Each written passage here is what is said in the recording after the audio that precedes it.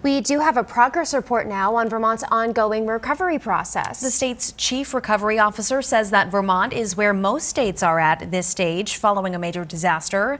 For more on that, we turn to our Jack Thurston, who's live in Montpelier for our team coverage of the flood anniversary. Jack, what's the latest on this?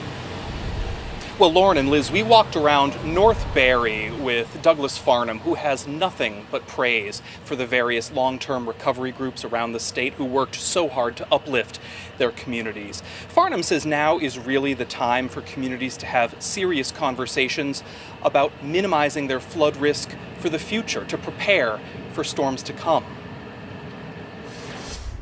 Take the temperature for me of flood-affected communities. How are they doing?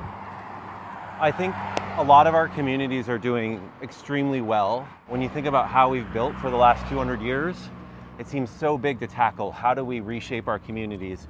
We don't want to abandon our historic downtowns. We can't. We don't want to lose our character as Vermont.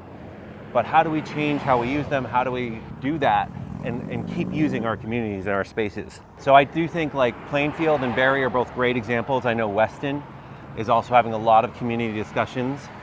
And of course, Johnson has had a ton of really productive discussions, very publicly moved their library, right? Moved it out of the floodplain. I think our communities are doing a great job of coming together, and some of those conversations are really challenging and really stressful, but they need to happen. You still see scenes like this. Right. It's frustrating and exciting at the same time. We haven't demolished any structures from 2023 or 24 yet, other than emergency demolitions.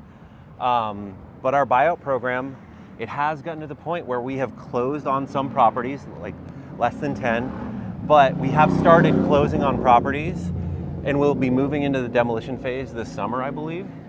So that optics of those buildings still being there, that's hard on people, right? I think we are going to be starting to see more progress on that buyout front. I know everyone's nervous about the direction with FEMA. They are continuing to work with us. We are continuing to see projects approved. Are you satisfied at the pace of progress? So from the very beginning, even from some of the first press conferences, we tried to be very clear that buyouts take 2 to 3 years. We would do anything we could to try to move that faster.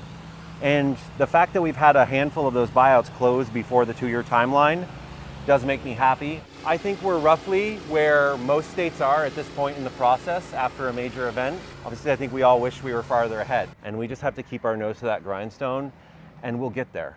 At this anniversary, what are you reflecting on? To me, it's the human side of it. Our infrastructure, our roads are generally back in good shape. We have a lot of temporary bridges out there right now. That will be done. We will get those projects done. We are, for hazard mitigation, we're prioritizing those buyouts because we want to make sure we get people into safe situations. It must be difficult work. I think the one takeaway is that between 23 and 24, there was well over $1 billion worth of damage.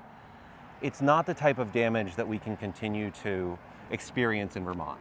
So we need to figure out how to reduce our risk profile. Whether or not you were flooded, please engage in those community conversations. If you live in a community that was impacted, engage in those adaptation conversations. Talk about how your community needs to be reshaped and how you can practically and thoughtfully make those changes over time, because we can't snap our fingers and be flood resilient. Now, one of those conversations Farnham says communities really need to reckon with is the regional impact of local decisions, because of course what one city or town decides to do when it comes to reshaping their community, well, that's of course going to have impacts for the whole watershed, impacting communities downriver. We want